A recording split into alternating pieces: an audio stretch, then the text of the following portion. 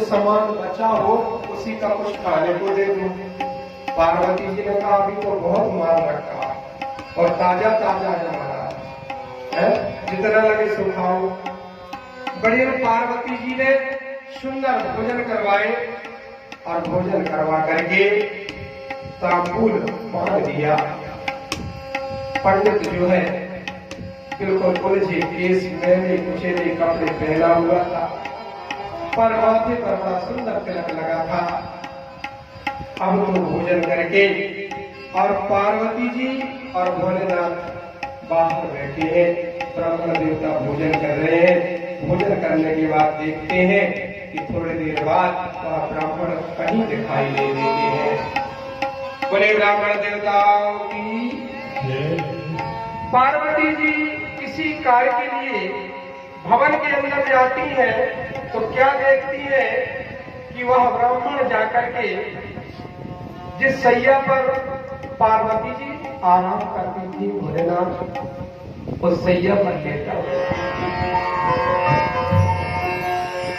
आज अगर कोई अनजान ब्राह्मण जहां नहीं चाहते वहां बैठ जाए तो कह सकते हैं महाराज यहाँ क्यों बैठ गया, पर पार्वती जी ने एक शब्द नहीं बोला, शंकर भगवान ने एक शब्द नहीं बोला। फिर पार्वती जाकर के क्या देखती है कि वही ब्राह्मण एक छोटे से बालक के रूप में बदल जाता है। बालक के रूप में बदल जाता है तो पार्वती जी शंकर भगवान से आकर के कहती है कि हे भोलेनाथ चल करके तो देखिए बड़ा सुंदर एक बालक जो है वहां पर सैया पर सो रहा है। अच्छा, जो अति सुंदर एवं दिव्य तेज संपन्न थे, सभी दिशाएं उनसे प्रकाश प्राप्त करके जगमगा रही थी। उनकी रूप छटा भी अद्भुत थी। वही कृष्ण ब्राह्मण का रूप धारण करके आए और आकर के सैया पर जाके छोटे से बालक बनकर सो गए। श्लोक लिखा हुआ है, शुद्ध चंपक वर्णाभा कोटि चंद्र समप्रभा मुग्धश्याः सर्वजनश्च चक्षुरश्मि विवर्धकाः अतीव सुंदर तनुः कामदेव मोहनः मुखं निर्कुटं विप्रच्छार बिंदु विनंदिकम्। उनका वर्ण चंपक के समान और तेज करोड़ों चंद्रमाओं के समान था। वह सुखपूर्वक देखने के योग्य और शरीर की नेत्र ज्योति बढ़ाने वाला। उनका शरीर कामदेव को मोहित करता था तथा मुख अनुपम और शरद पूर्णिमा के चंद्रमा के समान था। नेत्रों में मनोहर कमल भी पुरस्कृत हो रहे थे और तुम फल को ले जा रहे थे। इधर तो इनकी सैया में विद्यमान त्रिलोक भर के अनुपम शिशु अपने हाथ का उछाल रहा था। उधर पार्वती जी उस ब्राह्मण के सहसा आदर्श हो जाने से बड़ा दुख हुआ। उन्होंने रोचन प्रभु से कहा, भोलेनाथ वो अतिथि ब्राह्मण आया था कहाँ चला गया, कहाँ चला गया। घर के द्वार पर आई अतिथि का द्वार से निराश होकर मर जाना नहीं होता। वह भूख से पीड़ित हुआ, अतिथि बिना कुछ प्राप्त चला गया। तभी आकाशवाणी सुनाई दी, जगत जननी आप व्याकुल न हो, वेद और स्वयं पर ब्रह्म ही थे जो तुम्हारे पुत्र रूप में पर्यंत में पीड़ा कर रहे हैं। देखो तुम्हारे द्वार पर कोई अतिथि ब्राह्मण नहीं है, वो तो ब्राह्मण का रूप धारण करके साक्षात जनार्दन तुम्हारे यहाँ पधारे हुए थे। यह जो है पुण्य कृत का महान फल पार्वती जी को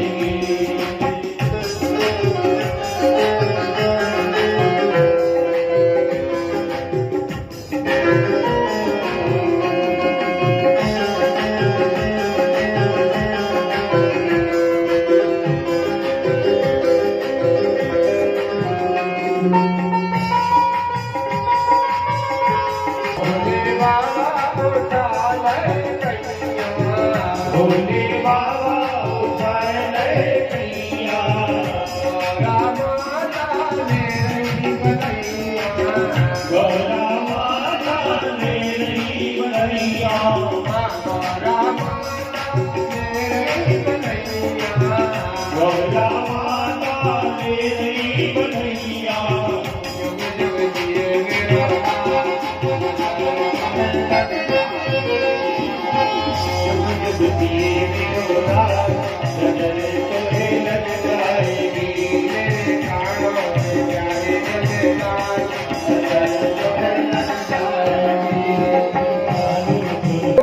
आपने व्रत किया तो अद्भुत पुत्र की तुम्हें प्राप्ति हो गई। जगत जननी ने अपने प्राणनाथ की बात का अनुमोदन स्वरूप शिशु को तुरंत ही गोद में उठा लिया और उनका मुख चूमते हुए पार्वती जी बोली, संप्राप्या मूलिरत्नम त्वां पूर्णमेव सनातनम यथा मनोदृश्य सहसा प्रापशद्दनम कान्ते सुनिर्मायाते प्रोषिते योषितो यथा मानसं परिपूर्णं च बभूव च तथा मम। हे पुत्र, जैसे सहसा अमूल रत्नादि शुभ धन प्राप्त होने पर दरिद्र का मन प्रसन्न होता है, उसी प्रकार तुम सनातन पुरुष रूप अमूल रत्न के पुत्र रूप में प्राप्त होने से मेरी भी कामना पूर्ण हो गई है।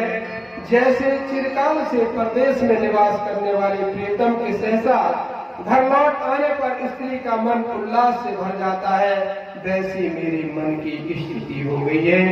ऐसा कहकर के माता पार्वती अपने जागरण को खिलाने लगी और झुलाने लगी। पुत्र का उत्सव मनाया गया और उनका जात कर्म किया गया।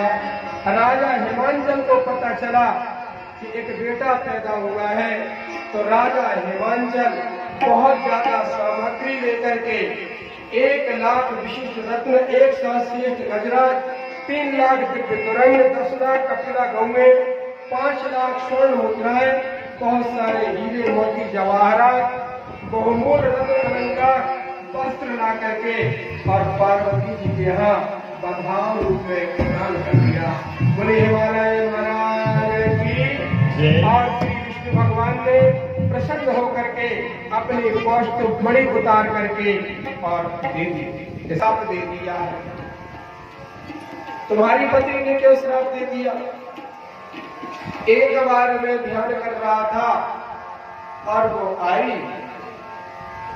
और काम से मोहित हो गई, मुझे प्रेम करने लगी। मैंने उसकी बात नहीं मानी, उसने मुझे श्राप दे दिया कि तुम मुझे नजर उठा के नहीं देख रहे हो, इसलिए आज के बाद तुम्हारी नजर जिसके ऊपर पड़े उसका नाश होगा। तुम्हारी नजर झुकी रहे तो मेरी नजर तब से झुकी। अच्छा, पार्वती जी ने कहा तो कोई बात नहीं, यहाँ तो कुछ नहीं होगा, तुम दर्शन करो। तुम्हें शंकर भगवान ने हाँ कह दिया है क्या? शिवाज्ञा शिशु द्रष्टुम यामि शंकर किंकरा विष्णु प्रमुख देवानां मुनिनां अनुरोधतः। मैंने नंदी को ही बता दिया कि शिव की आज्ञा मुझे मिल रही है कि शिशु का दर्शन कर सकते हो, और विष्णु आदि प्रमुख देवताओं से भी मैंने अनुरोध किया था, तो मुझे दर्शन की आज्ञा मिल गई है। पार्वती जी ने कहा तो कोई बात नहीं, तुम दर्शन कर सकते हो। पार्वती की आज्ञा से शनि का अंतःपुर में प्रवेश हो। भागिन हो, माँ धनवान हो, माँ गरीब हो, माया भागन हो, माँ ना चाहने वाली हो, माँ चाहने वाली, माँ जैसी भी हो मेरे प्यारे, माँ तो माँ होती है। माँ जैसी भी हो मेरे प्यारे, माँ तो माँ होती है। और हर माँ के चरणों में हर बेटे के लिए जन्नत, हर माँ के चरणों में हर बेटा के लिए माँ के चरणों में जन्नत। जिसने अपनी माँ को नहीं माना, जिसने अपनी माँ को नहीं माना, हो गया किसी और पर बेगाना। उसे क्या कहूँ वो कितना अनजाना, उसने माँ दुर्गा को नहीं माना। बना वो कितना अनजाना, उसने माँ दुर्गा को नहीं माना। जिसने तुझे जन्म दिया, अरे जिसने तुझे जन्म दिया उसको ठुकराएगा। जिसने तुझको पाला है और उसको ठुकराएगा। मैं पूछता हूँ तुझसे बेटा, संसार में तू सुख कहाँ पाएगा? मैं पूछता हूँ तुझसे, संसार में तू सुख कहाँ पाएगा? माँ कष्ट सह लेगी, माँ हर गम को सह लेगी, पर सब कुछ देख सकती है, पर अपने बेटे के गम को कभी माँ देख नहीं सकती। बेटे वो मूर्ख हैं जो अपनी माँ को ठुकराते हैं। बेटे वो मूर्ख हैं जो अपनी माँ को ठुकराते हैं। करनी तो यहाँ करते हैं पर इसका फल वहाँ जाके पाते हैं। करनी तो यहाँ करते हैं पर इसका फल वहाँ जाके पाते हैं। उस बेटे को क्या कहूँ जो अपनी माँ को गाली देता है? उस बेटे को क्या कहूँ जो अपनी माँ को पीटे? और अगले जन्म में इनको क्या कहूँ, ये बन जाते हैं मंडला खुड़ के चीटे। इनको चीता बनना पड़ता है, कुत्ता बनना पड़ता है, गली गली डंडा खाते रहते हैं। माँ से बढ़कर के संसार में कोई नहीं, पिता से माता से बढ़कर के संसार में कोई नहीं। गुरु महाराज संसार में कोई नहीं। मुझे गुरुदेव के चरणों की, मुझे गुरुवर के चरणों की कृपा एक बार हो जाए।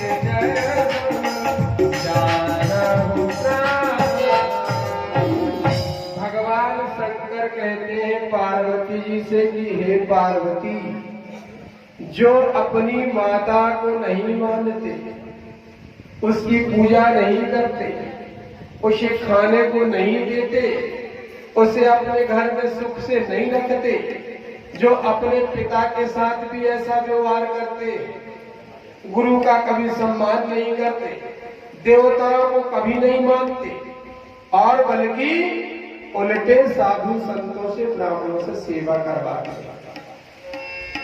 जिनके यह आचरण भवानी। निश्चर कौन है? शंकर भगवान ने कहा कि जिनके यह आचरण भवानी सो निश्चर सब जानहु प्राण। वह व्यक्ति मनुष्य नहीं है जो अपनी माता को ठुकराता है, जो अपने पिता को ठुकराता है, जो गुरु महाराज या जीवन में गुरु मंत्र यही नहीं, क्या जाने गुरु क्या होता। ऐसे व्यक्ति को निश्चर की संज्ञा दी गई है। तो जिन्हें अगर जीते जी निशाचर बनना है तो वो अपने माता पिता को ठुकराए और नहीं तो सेवा करें, सेवा करें। मैं कहता हूं, मेरा चैलेंज है, मेरा दावा है, ये मैं चैलेंज करके कहता हूं कि जिनके माता पिता अपने पुत्र से, अपनी पुत्री से, अपने बेटा से, अपने दामाद से सुखी रहेंगे और विशेषकर बेटा बहू से सुखी रहेंगे, ये मेरा दावा है, ये मेरा चैलेंज है कि उनकी आत्मा मरने के पहले से आशीर्वाद देती रहेगी और मरते के समय तो इतना बड़ा आशीर्वाद देकर के चली जाएगी कि बेटा बहू का जीवन पूरा स्वर्णिम हो जाएगा, स्वर्णिम हो जाएगा, कोई बात की कमी नहीं रह जाएगी। और जो आज अपने माता पिता को ठुकरा रहे हैं, कोई अनाथ आश्रम में ले जाकर भर्ती कर रहा है, कोई ले जाके भिखारी बना दिया, कोई किसी मंदिर में छोड़ दिया, ये बहुत गलत बात है। इसका फल उन बेटों को, उन बहुओं को बहुत बुरा मिलेगा। जब उनका समय आएगा तब उन्हें भी डर कर भटकना पड़ेगा। ये मेरा दावा है, ये मेरा चैलेंज है। मेरी मां 72 साल की उम्र में भगवान के नाम गई। जब मैं उठाता था, बिठाता था, साबुन लगा के नहलाता था, सुगंधित तेल लगाता था, कपड़े पहनाता था, कंघी करता था और उठा के ले जाता। कभी बाहर जाना है तो उठा के ले जाता। तो मुझे कहती थी, बेटा तू तो मेरा सर्वण बेटा है, पुराण करने नहीं जाएगा। मैंने कहा जब तक आपकी तबीयत ठीक नहीं होती है मैं पुराण करने नहीं जाऊंगा। तो हर बेटों को मेरी मार्गदर्शन करता हूँ। यहाँ आंवला झरी में आप लोग श्रवण कर रहे हैं, मुझे बहुत दूर दूर तक लोग श्रवण करते हैं और माता की कृपा से 40,000 50,000 जन समुदाय मुझे सुनता है। और कहीं यदि बड़े जगत गुरुओं का कार्यक्रम हो गया तो लाखों की जनता मुझे सुनती है। और मैं तो अपने भाग्य को समझता हूँ कि जो ऐसे सुंदर परिवार में, इतना सुसभ्य परिवार कुमारी जी का, इतना संस्कारी परिवार, मैं उस बार भी आया, इस बार भी आया, यहाँ मुझे खुशी की सिवा और कुछ नहीं दिखाई देता।